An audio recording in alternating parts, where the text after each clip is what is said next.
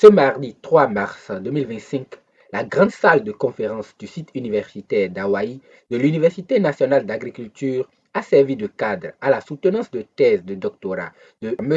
Ogunjobi Ladekpo-Sylvain, désormais docteur en sciences agronomiques, option production végétale et ressources phytogénétiques. Pendant près de 4 heures d'horloge, le doctorat a déroulé avec méthode et assurance les résultats de sa thèse intitulée Contrôle chimique des mauvaises herbes en plantation de palmiers à huile au Bénin, effet de l'herbicide à base de glyphosate sur le sol et la plante. La thèse portait sur le contrôle chimique des mauvaises herbes en plantation de palmiers à huile au Bénin, c'est-à-dire nous avons évalué l'effet de glyphosate sur les mauvaises herbes, le sol et le palmier à huile au sud du Bénin.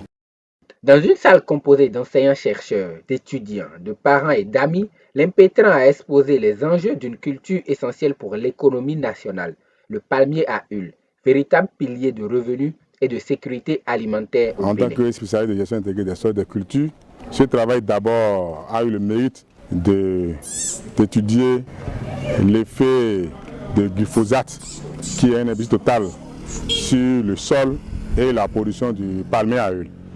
Et je pense que cette thèse a révélé les impacts négatifs de cette application de cet herbicide.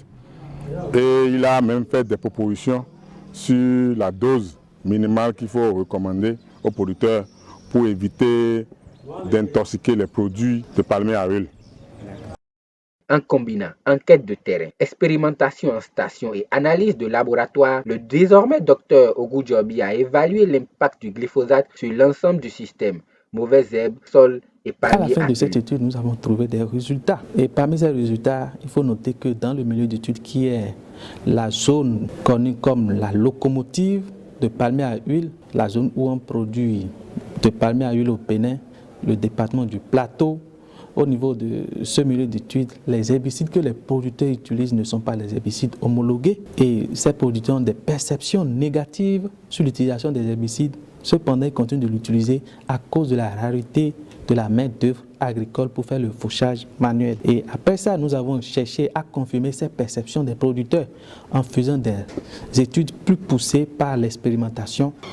Et nous avons trouvé comme résultat que l'utilisation des herbicides, surtout ceux à base de glyphosate, ont des effets négatifs sur la fertilité du sol. Le sol qui est le premier facteur de production. Lorsque le sol est mort, vous n'avez plus une production. Donc cette thèse vient de prouver cela dans un premier temps.